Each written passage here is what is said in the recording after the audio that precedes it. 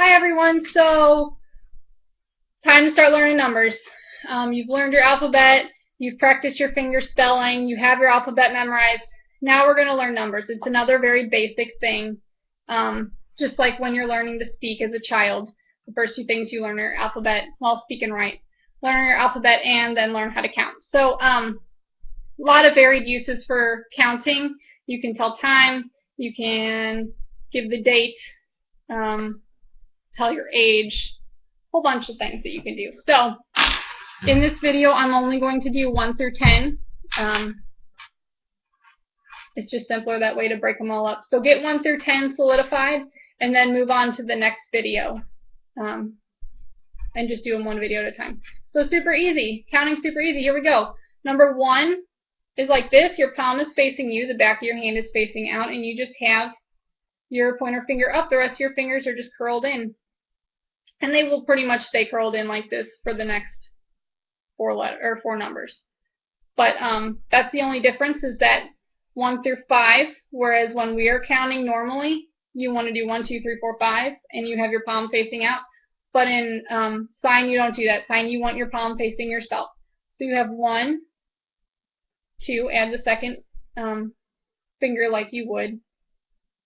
3, I caution just a little bit, or I want to bring awareness that 3 is actually your thumb out to the side. You're not going to do this for 3. It's W in the alphabet.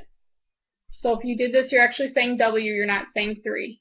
You want 1, 2, 3 with your thumb out to the side. And the whole time your palm is facing yourself.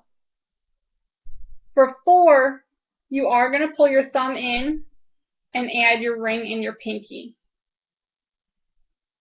So that's a little bit confusing. I want you to practice maybe making that switch back and forth, or at least help practice remembering that you have 1, 2, 3, 4, and it's just a very odd switch on and off. And then 5, you add your thumb out, so you have all 5 fingers.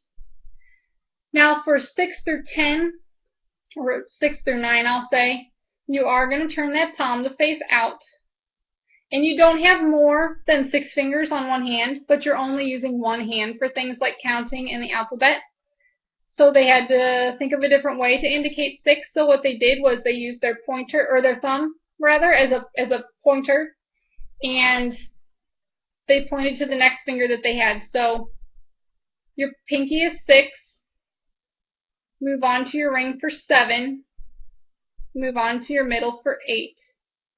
And move on to your pointer for 9. So it's kind of like facing this way is 1. Ooh, I just did a bad thing that I told you not to do.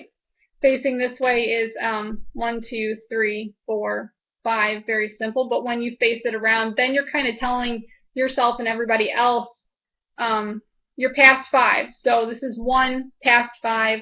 This is 2 past 5. This is 3 numbers past 5. Which would be 8. So that's how, I don't know if that helps you remember at all, but that's how I remember, and it sounds the most logical. So you just did 9.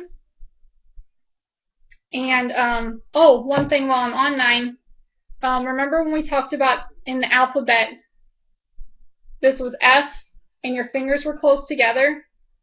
For 9, your fingers are spread. I want to make that difference known here so that you're not saying F on accident when you're actually trying to tell somebody 9. You want to make sure your fingers are nice and spread apart.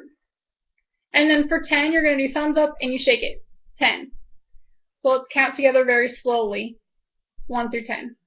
1, 2, 3, 4, 5, 6, 7, 8, 9, and 10.